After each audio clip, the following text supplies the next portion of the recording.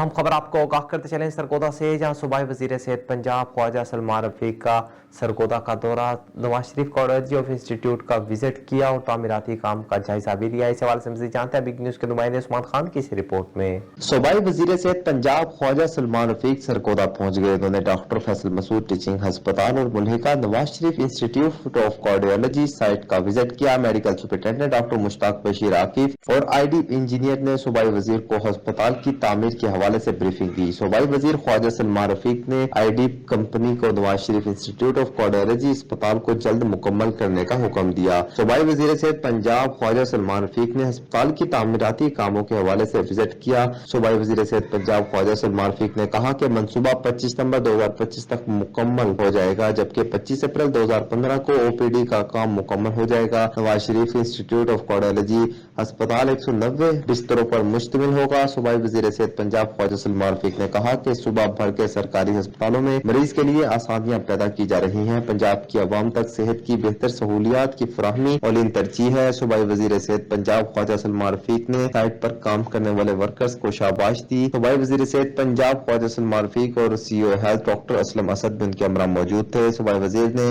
M S doctor Bashir Akif کی بھی تعریف کی۔ Usman Khan, big news, Sargodha.